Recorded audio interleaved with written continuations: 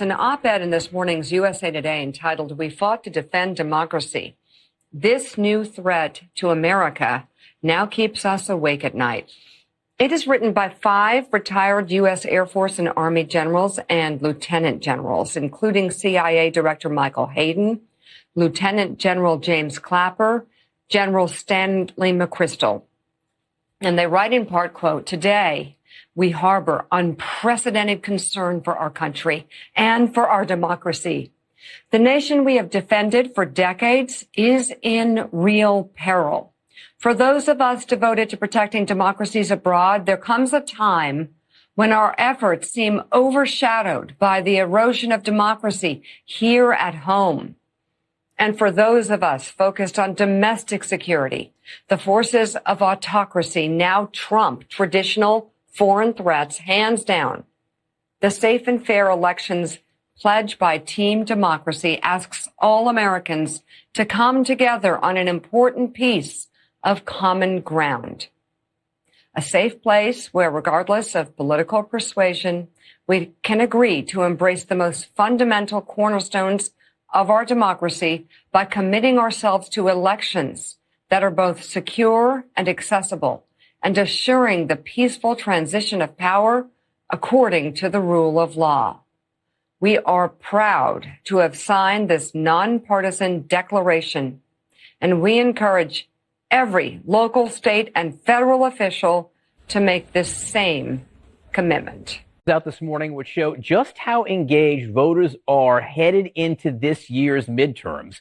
Joining me now, CNN senior data reporter Harry Enton. Harry, 2018 in terms of midterm turnout and enthusiasm, very high, like 100-year high. How do things look right now? Yeah, so we can look at the primary to give you an idea. And, there's all this talk, once Trump leaves the White House, voters will be less engaged. Well, actually, they're more engaged so far in the primary. So this is 2022 primary turnout compared to 2018. Overall, look at this. We're up 12%. We're up 12%. Among Democrats, I will point out that we're down, but just 3%. But this is primarily being driven by Republican primary turnout. Look at this number. Up 29%. Whenever you see a rise like that, something's cooking. And here what is cooking is Republicans are really engaged. And overall, that has made the electorate also more engaged. These are actual people showing up at actual polls to vote in actual primaries. Yes. And Harry, you're also seeing it in some of the polling in terms of the enthusiasm question. We are. So, one of the questions that sort of gave me a hint early on in the 2018 cycle that people were really enthused about voting was this question that we've asked in CNN polling.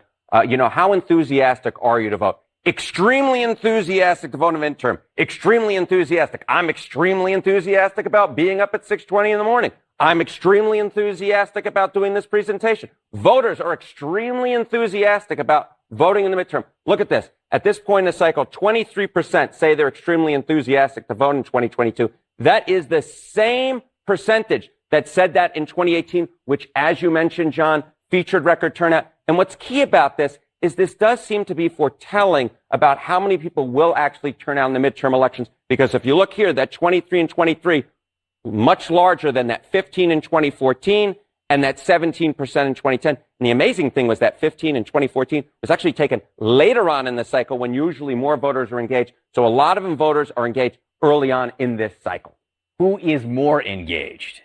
This goes back to what we saw in slide number 1, which is although turnout may be up from 2018, what is going on, it's Republicans who are driving this enthusiasm. So look at 2022, extremely enthusiastic to vote in the midterms.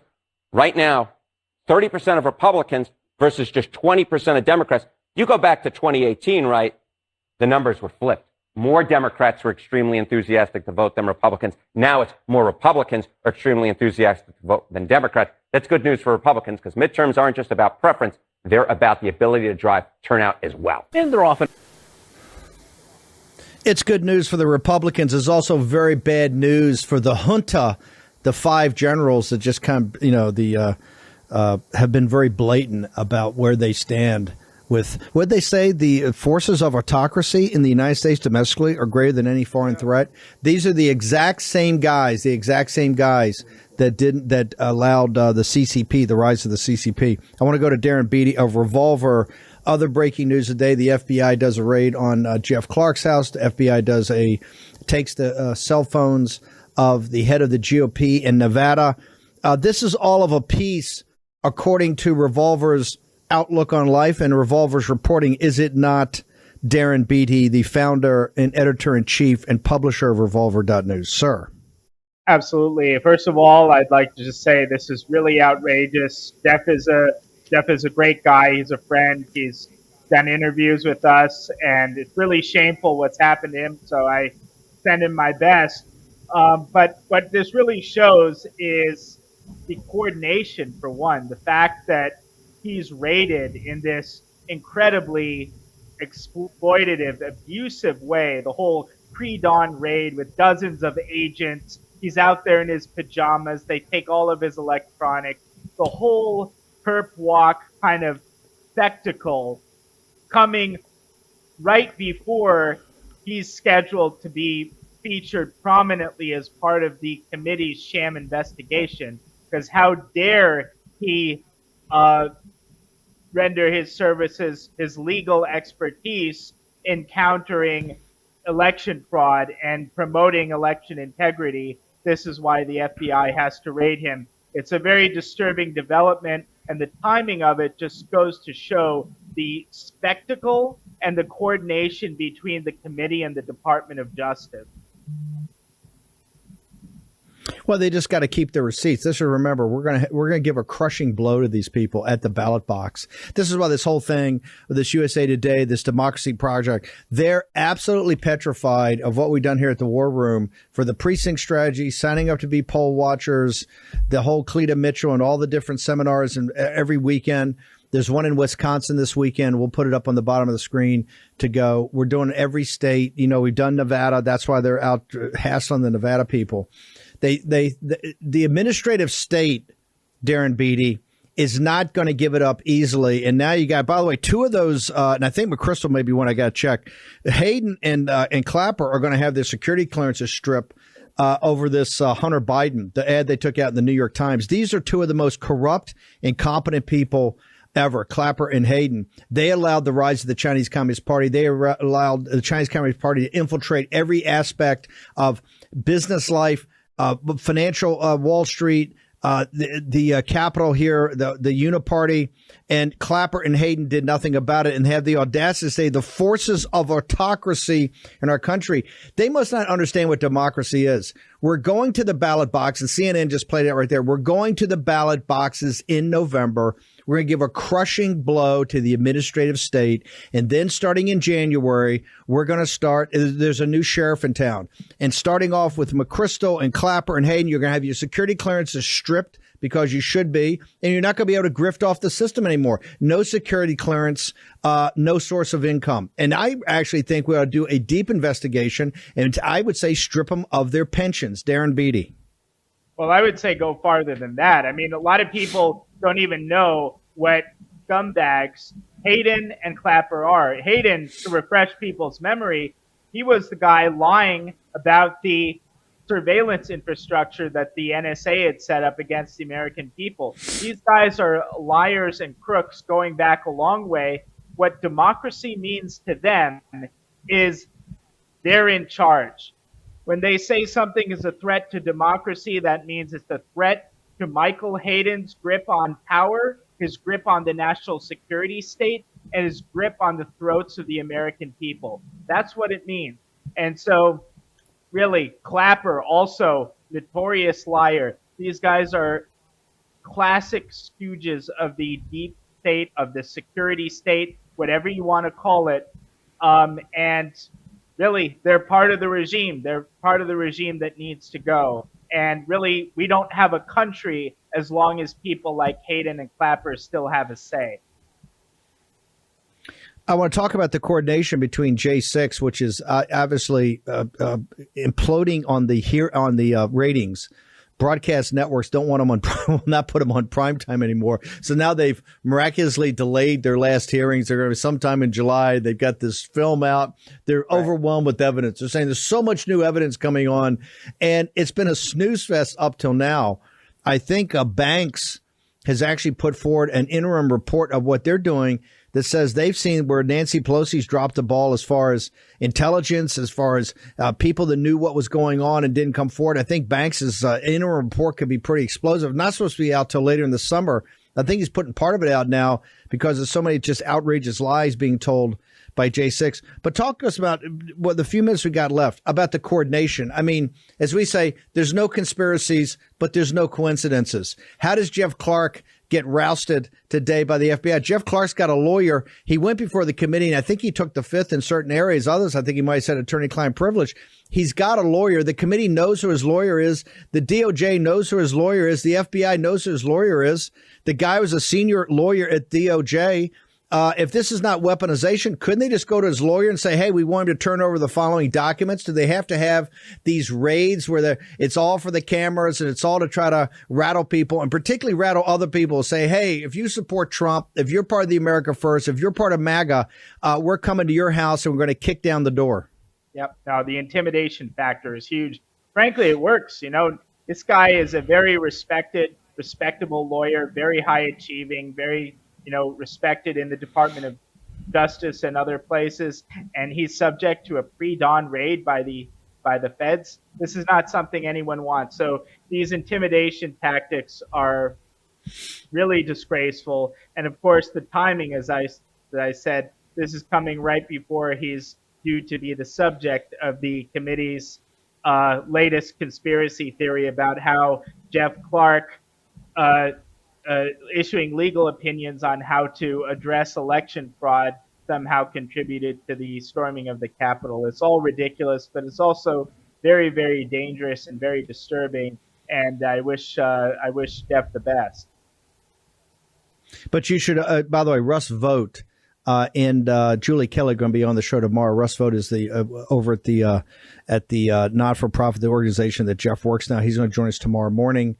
Julie Kelly's going to join us tomorrow morning. I think Julie may be on Tucker tonight talking about this very topic. I just want to make sure people should preserve their documents because this will be under intense review starting in January this coming year. All the Justice Department activity, all the FBI activity.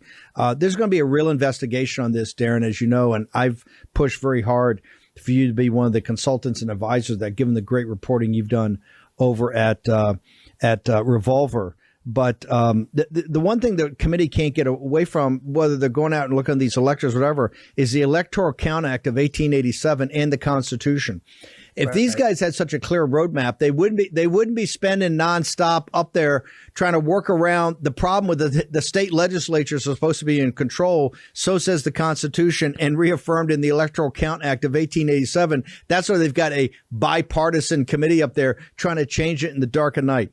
Darren Beattie, closing thoughts. I know you got to bounce. Closing thoughts of your analysis of today's events. The closing thoughts is I think the timing here suggests a type of coordination that also points to what we've been talking about before is the increasing pressure to use January 6th committee as a tee-up of indictments against Trump. Their ratings flopped, and so now they're focused on the audience of one, and that's Merrick Garland. Yeah, we dare him to do that. Trump's up 10 points on Biden right now. I just saw Harry Enton of CNN, who's no pro-Trump guy, talking about this is a tsunami. Anybody who's around for 2010, you understand how early this is building and how powerful. And I was the first guy to warn the Trump organization, the Trump White House, and I went on Hannity and talked about in the early spring or late winter, early spring of 18, when I saw those numbers and said, hey, you guys got to be careful. You got to get on top of these congressional districts. Otherwise, we're going to get blown out in 18 and Trump's going to get impeached. I went around the country and preached and made a film about it. Darren Beattie, how do people get to Revolver? How do they get to, how are they following on social media? Go to revolver.news for the latest on this. And we've got a very damning piece on a certain senator that people are talking about today. So go and check that out at revolver.news. I'm on Twitter at Darren J. Beattie, and Revolver's also on Getter at Revolver News. Darren, thank you. Thank you for jumping in here. Appreciate it. Thank you. As disturbing as the activities that, by the way, had a huge win on the gun situation today at the Supreme Court, as you know from the previous hour or so, and we're going to get back into that tomorrow morning also. But this very disturbing news, we got to be all over this because it's coming upon us. So I want to go to Toby Rogers first over at Brownstone Institute's done an amazing piece that really alerted everybody to this. Toby, once again, this framework for the future. I want you to take a minute or two. I want the entire audience to understand what's happening here, because this is something that is extremely dangerous, particularly given people's concerns about the vaccines, and particularly given people's concerns about these about the vaccines for the younger children. What is the framework for the future? How did you come upon it, and why is it so dangerous? Yes, so I'm an academic who focuses on regulatory capture and corruption in the pharmaceutical industry. So I watch every meeting of the FDA's Expert Advisory Committee, the so-called Vaccines and Related Biological Products Advisory Committee, and I watch every meeting of the CDC's Advisory Committee on Immunization Practices. So back in April 6th, the FDA's Expert Advisory Committee had a meeting. And the conversation at the meeting went like this. They said, well, the shots aren't really working, and we can't just keep boosting every 3 months because that's not going to go over well with the public. So we need a new plan. We need a new scheme. And they presented it as if they were just having a casual conversation about this. But then they scheduled a vote for June 28th. So that's in 5 days. And what they're calling it is the future framework. And it is the most dangerous idea in the history of public health. And it goes like this. The FDA knows that these products are not performing well. So what they're going to do is they're going to say that any reformulated COVID-19 shot, they're going to change the mRNA, they're going to change some ingredients. The FDA is going to say any reformulated COVID-19 shot, we're going to call it biologically similar to existing COVID-19 shots. And we're going to allow pharmaceutical companies to skip clinical trials in connection with COVID-19 shots in perpetuity. This is the end of science in America. This is the FDA abandoning science, giving up on science, and handing this huge multi-billion-dollar windfall to pharmaceutical companies who are large donors to the Democratic Party. It's just completely outrageous. The FDA wants us to hold them up as some sort of beacons of, integrity, but then they completely abandon science when the American public needs them to stand up for our well-being.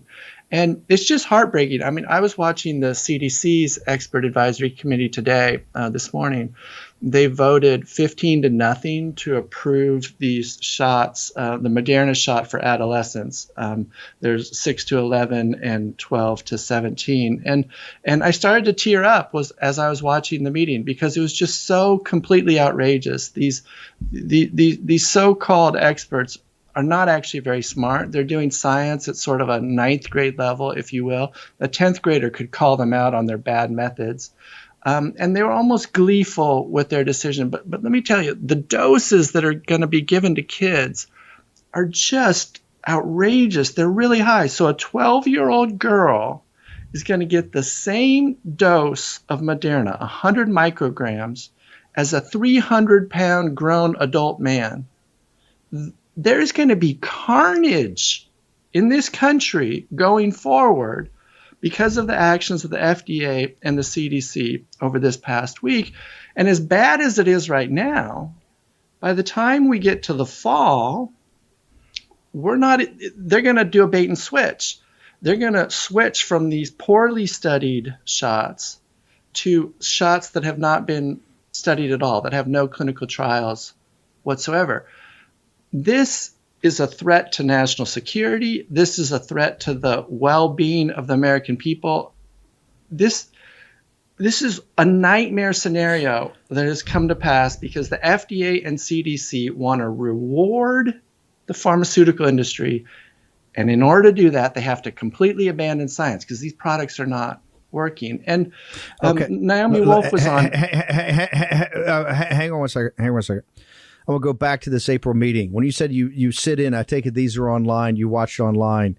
They can't be Correct. that glib. I mean, at the April meeting, they're not sitting there going, "Hey, these things haven't worked." What they're saying, what they were proposing, is that you're going to need more and more. You're going to need boosters on a continuing basis, and so therefore the assumption is the American people are not going to. They weren't promised that. They weren't told that. And it obviously, and I think they even admitted, it doesn't stop transmittability. So is that what happened in April? You kind of said it a little too glib, like they talked that they have a problem, they have to fix its PR. What did they actually say in April? Fair enough. They are concerned about variants. So these shots were tested against Wuhan alpha variants. There may have been a little bit of effectiveness 2 to 4 months after the first shot. It declines to 0 by 6 months. It goes negative after 6 months. So they've tried to patch that by adding boosters. Well, the boosters are also targeting these earlier variants. So they know that during the Omicron wave that these shots didn't seem to make much of a difference at all as far as case counts and that sort of thing. And so now Moderna and Pfizer are trying to develop shots to target the Omicron wave. But it's a race against time because the early versions of Omicron, BA1, BA2, which is what Moderna and Pfizer are developing for, they've already been supplanted. Now we're seeing BA4, BA5 are the more dominant strains. So the problem that they can't resolve, and they can't be honest with themselves and admit that they made a mistake and that they need to pivot to therapeutics, is that it appears that these vaccines are have both negative efficacy, but are also fueling the evolution of variants that evade the vaccine. And so they keep doubling down and tripling down, more shots, more boosters, skip clinical trials, reformulated shots. I don't think they're ever going to be able to get out of this crisis as long as they're pursuing vaccines as the only strategy. They have to pivot to therapeutics. That's always been the answer. COVID-19, SARS-CoV-2, was never a good candidate for a vaccine. And I write about this in my Brownstone Institute article. It evolves too fast. We don't have a vaccine for the common cold. We don't have a vaccine for HIV. And the flu vaccine fails more often than not. And that's because all of these are similar sorts of viruses in that they evolve too fast. And since the introduction of COVID shots, the evolution of the virus has sped up. And so this was always a bad candidate for a vaccine. Peter Hotez, in testimony to Congress early in the pandemic, was saying, whoa, slow down. We tried to create a vaccine against SARS and it failed, and the animal trials were a disaster. Go slow. This is not a good candidate for a vaccine. Paul Offit, who has never met a vaccine he didn't like, he was saying, go slow. This is not a good candidate for a vaccine. It evolves too fast. And yet there's just too much money to be made here. And so they just pushed all in. And now they've got a losing hand and they don't know how to throw it away and pivot to therapeutics, even though that's the only way out of this disaster. So the fact that at this point they're saying, let's just skip clinical trials in perpetuity, it's a tell, right? It's a tell that they don't actually have faith in these products and they don't want the American people to see the evidence. Toby, just hang over a second. I want to bring in James Roguski. James, you were the first guy on the World Health fiasco, the World Health Organization, World Health Assembly, when they were trying to make major changes over there to the international health regulation. You also came upon this. Give us your assessment of what they're trying to do here. First and foremost, I'm going to sing Toby Rogers' praises. Toby Rogers on tobyrogers.substack.com back on May 28th, sounded the alarm a month ago now.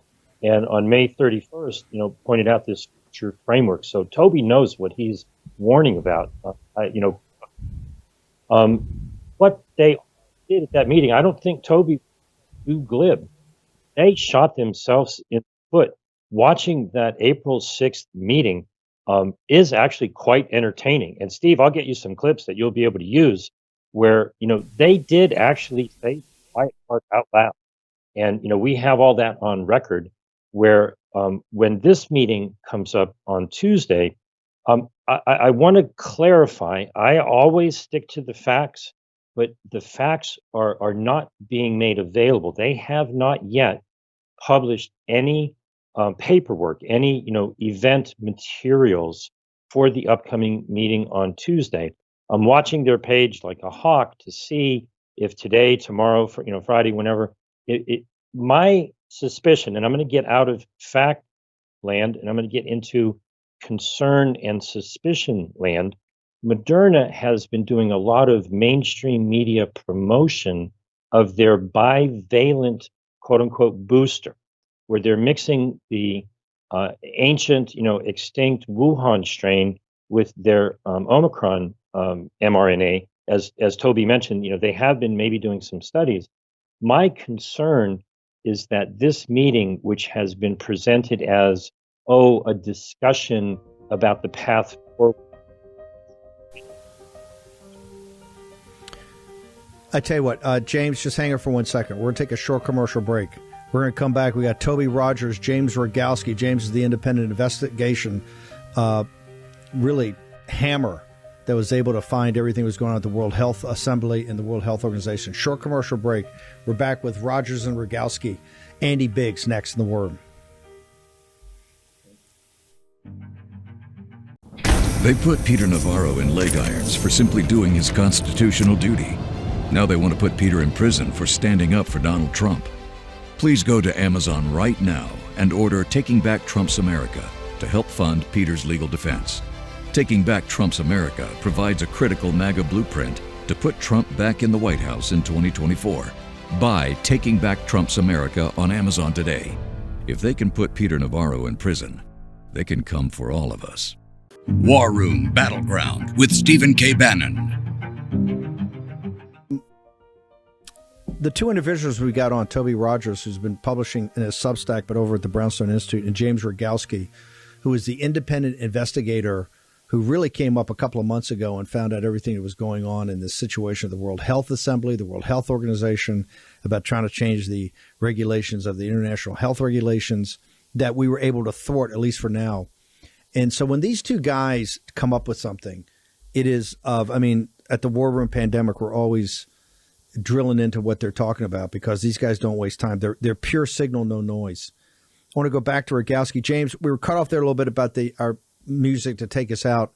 I want to go back and make sure you put the whole thought together because people really follow you and understand that you don't chase things that are frivolous. Give me this about, again, because I do agree with you. The Moderna, the Pfizer Moderna guys, they are experts at getting on CNBC, getting on Bloomberg. They're always out pushing it. And James and Toby's piece, I think it's the first line of the second paragraph, talks about the $50 billion they're making off this. So it's not, this is power politics. This is big money. It's huge margins. It's cash flow, and that leads to political power.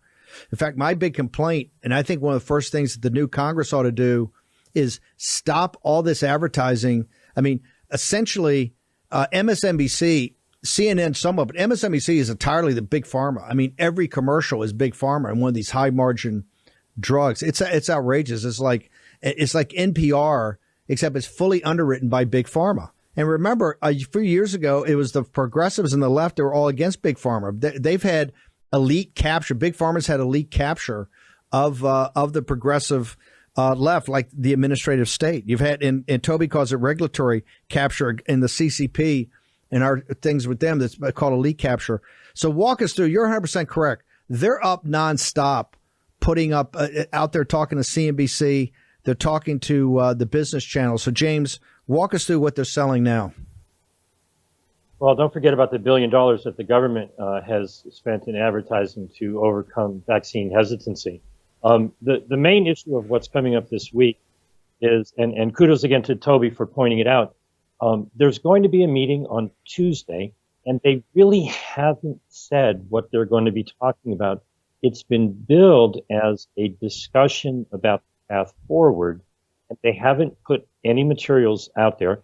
There is a public comment period, and what we've done in the past is activate the posse. Go to jamesroguski.substack.com, and the article is "This is not science," and you can find a place where you can click on and give your comment to the FDA about what is going on.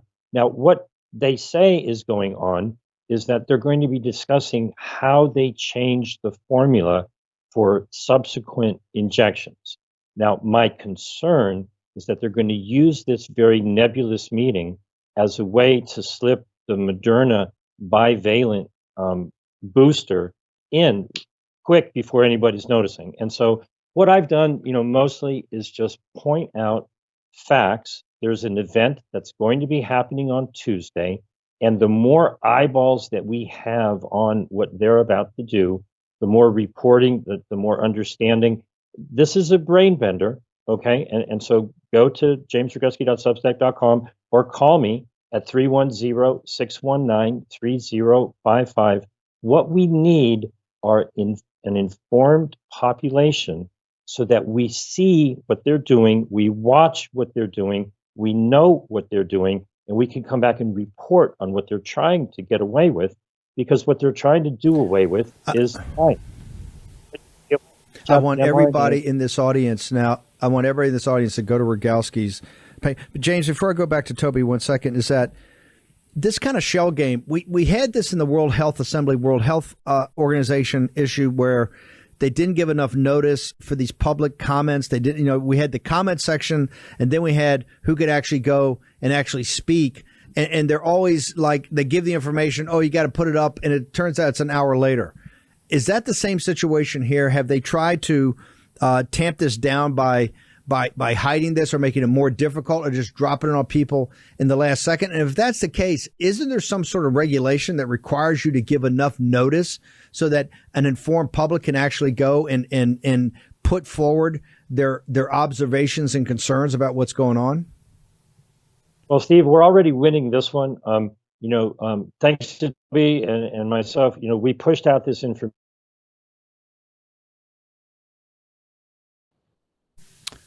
Okay, there's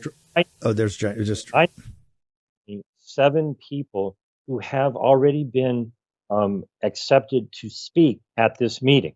And so they give everybody 3 minutes. We've probably got half of the speakers already lined up to put forth our opinion about this. And so, taking action, the power of the people, can have our voices heard. Regulation, yes, there are regulations. Do they flout those things? Absolutely. That's for lawyers, to fight the point. The point really starts with having the population be aware. Thank you very much for helping us raise that awareness, but also to be informed so that you have an idea of what they are attempting to do. And I'll leave it to Toby to say yet again how they are just trying to play. They just want to have ongoing shots that Toby has. Let me go back to Toby. That's a great transition. Toby, let me make the case that I think maybe they try to make is that, hey, the Moderna part of the vaccine, everybody knows it's experimental. They've been very upfront. It's experimental.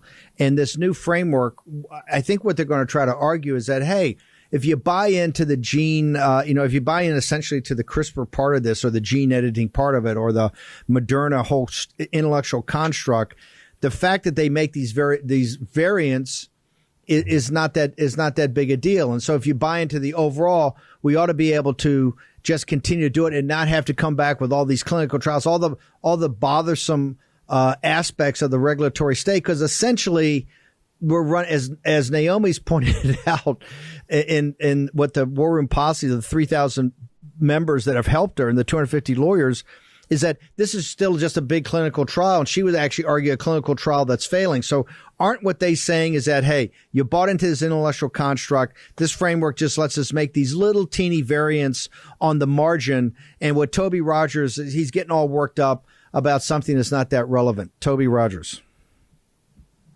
Well, they certainly want to skip clinical trials because it is expensive and there's a high likelihood that they will fail. So, of course, they want to skip clinical trials. The problem is, from a scientific standpoint, from a public health standpoint, this is mad science. This is Frankenstein science. We do not know how this is going to play out in the human body. In all of these clinical trials, Moderna, Pfizer, Johnson & Johnson, they have been wiping out the placebo group after 6 months, sometimes before that. So we have no long-term safety data whatsoever about these products. They have this mentality like software developers. They just want to push the product out. It doesn't matter if there are bugs, adjust it on the fly. Who cares what happens? And they just going to keep iterating from there. The problem is this is not software and these are not traditional vaccines. They are messing with the human genetic code. They do not know how this is going to play out. They have no long-term safety data, and yet they've administered 11 billion doses of these shots. It is the largest medical experiment in human history, and it is the largest medical disaster in human history. We have celebrities having strokes and dying in their sleep. We have athletes dying on the pitch.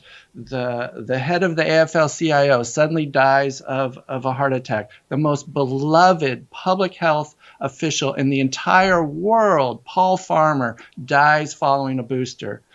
I cannot imagine a more nightmare scenario. All of the data since the introduction of these shots has shown that they do not work as advertised and the harms are catastrophic. The notion that the FDA is now going to go one step further and say these things are so safe and obvious and effective that we're going to just skip all clinical trials, it's outrageous. It's preposterous. They're not doing science anymore. And I shouldn't have to point this out. The FDA should do their job, and they should stand up for science, and the entire scientific and medical community should be standing up for standards, methods, foundational processes of science.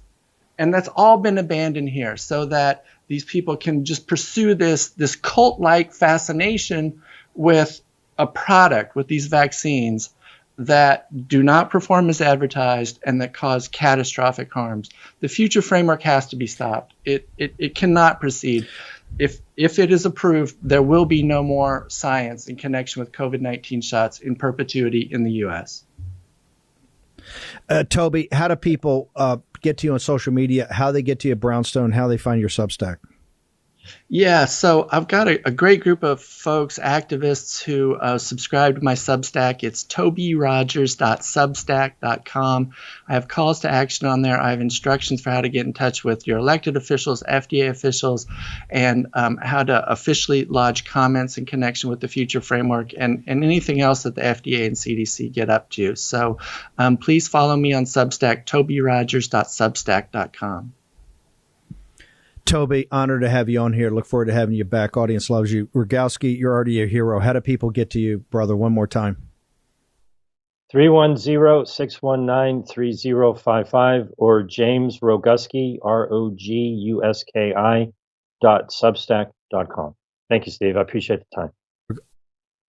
You're the only still guy in the history of the show bold enough to give your cell phone out over the air. So we love you for that, if nothing else. Guys, thank you so much. We're going to have you back on a lot between now and next Tuesday. And we need the posse to go to their sites, check it out. We need a huge audience on Tuesday. I want standing room only online as we see this. Absolutely outrageous. Let's go. Now, it's the 6th anniversary today of Brexit. It's been so jammed all day. I haven't had an opportunity to be able to commemorate or celebrate that. We were trying to get Nigel on here. We just got too much activity throughout the day.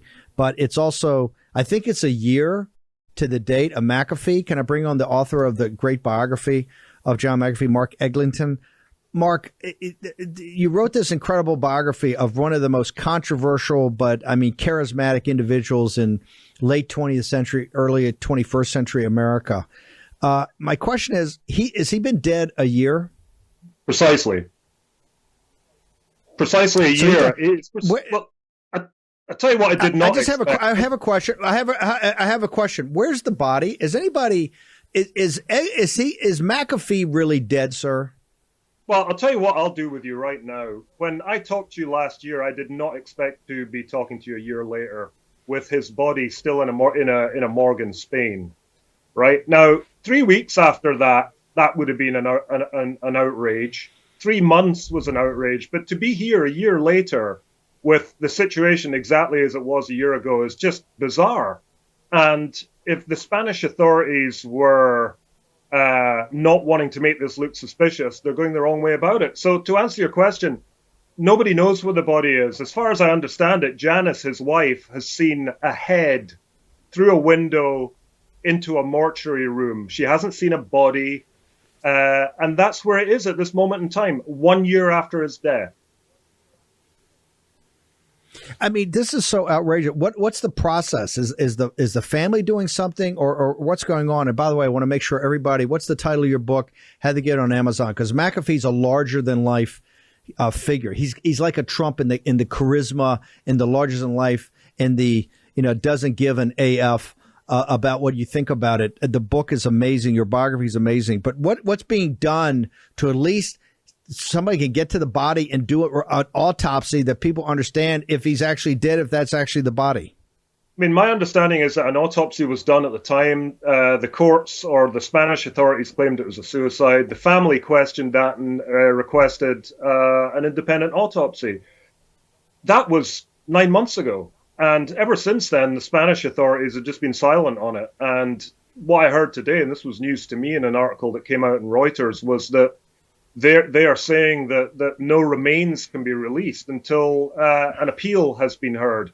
But they aren't saying when an appeal can be heard. So we could be here in a year having this conversation. And what I'm really interested to know, and this is a bit morbid, but what are the practicalities of keeping someone's body in a morgue for a year?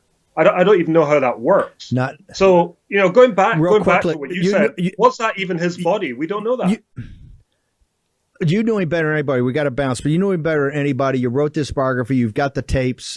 It's an incredible book. Do you believe that McAfee, with his personality, his drive, his doesn't give two AFs, do you believe he killed himself? Is he the type of guy who would commit suicide? At the beginning, I was a believer in that. I thought that might be the case. As the last months have gone on, I mean, all bets are off on that now. I'm not even convinced that the person that's dead in a morgue in Spain is McAfee. I can't say that hand on heart at this point. And this situation isn't making that any easier. So, yeah, I mean, I was a believer in suicide, not anymore. What's the title of the book, and how do people get it? How do people get to you on social media? John McAfee. It's good. The book's called No Domain, the John McAfee tapes. It's available on Amazon. You can see me on Twitter at Mark Eglinton. I'm on Getter at Mark Eglinton as well. I'll be talking about this over the next few days. We're going to have you back too, because this upsets me. I'm not sure that that's the body, and I'm not sure he committed suicide. Mark, thank you very much for the book and for coming on today. Thanks, Steve. I don't know, man. McAfee's one of these larger-than-life characters. I'm not buying it. And now they haven't released the body a year after a guy's dead. I mean, it's absurd. Boris, thank you for changing your schedule around. I know you were busy. We started off, Boris, by having the 5 generals that put this, all the generals that came out and said immediately, or a couple of them, Hayden and Clapper, that, Trump was put in by Putin, and the hard drive from hell was all Russian disinformation. They've got a new thing for democracy. But the cold open had that even bigger than 2010, bigger than even the Democrats in 18. The posse's on fire to get to the voting and and throw these bums out in November. What's your assessment of where we are right now, sir? My assessment is exactly that. 100 seats, 100 years. The War Room posse, the MAGA movement under the leadership of President Trump are on absolute fire. We're not going to rest until we take back the House in a huge way, biggest majority ever, and take back the Senate, and then move and fight toward 2024 as we hope and expect President Trump walks back into the Oval Office at the latest January 2025. Here's what I'll tell you about the so-called generals. Remember, President Trump just a few weeks ago publicly lodged a complaint with the appropriate intel agencies to strip these cynical, politically motivated officials of their security clearances because they participated in the charade, the 51 intel officials who signed that document claiming that the hard drive from hell, which obviously was Hunter Biden's laptop with all the pictures and him and his brother's sister and the hookers and the meth and the blow and everything else, and most importantly the evidence of Joe Biden taking bribes, let's be honest, from Ukraine, China, and others. So the 51 intel officials who signed that complaint, who signed that document, were doing so in contravention of rules that govern intel officials, that govern the intelligence community. They didn't submit for pre-publication review. They also did not consider the fact that that was very likely, overwhelmingly likely, a major campaign contribution to the Biden campaign, because they were signing that letter specifically to benefit Joe Biden, and likely knew that what they were signing on to was a lie. Boris, we only got a couple of minutes, but I got to bring it up. Today we had this monumental historic ruling in New York about the situation with guns. The posse, I've never seen people as mad as the Supreme Court, mad as what's happened with these 14 collaborators, once again under Mitch McConnell's guidance, that are working with these Democrats on doing something. The situation in Uvalde, we don't really have many facts, and yet in all the emotion that changed it. What is to be done with these collaborators that consistently prop up the Biden regime, sir? Throw the bums out. That's what we got to do. Cornyn, helps pass that nonsense bill, taking away gun rights, and turns to Padilla, a Democrat from California, goes, "Oh, immigration's next." So here's the deal. These are no longer rhinos. These are no longer Republicans in name only. These are no longer people who are, there fighting and say, well, sometimes they're with us, sometimes they're against us. These are Democrats, because they're not acting as Republicans at any time, or even in name only. You're not a Republican if you're passing bills to take away gun rights. You're not a Republican if you're smirking and smiling and buddying with Democrats about amnesty and letting in illegal immigrants into this country and extending citizenship to illegal immigrants to this country. We need to go back to the policies of President Donald J. Trump, of building the wall, of remaining in Mexico, of having a true southern border. But that is not what these old line establishment swamp creatures want to do. And that's fine. They're doing that at their own political peril, because their time is done, Steve. The MAGA movement, the War Room Posse, are on fire to the level that we will be bringing in only MAGA champions, MAGA fighters this November and every election going forward. Boris, real quickly, give me your social media, particularly your morning email. No doubt about it. The website is boriscp.com. It's hot. Sign up right now, boriscp.com. Hot on Getter at BorisCP. Twitter at BorisCP. Hot on Truth Social at Boris. Hottest on the ground, Boris_Epstein. Stay strong. God bless. And I will see you tomorrow. Ladies and gentlemen, this is a city on tenterhooks about the coming Dobbs decision. I'm going to tell you, the next couple of days in the show, you do not want to miss. Be back here at 10 o'clock, 10 a.m. Eastern Daylight Time tomorrow morning, when you'll be back in the War Room.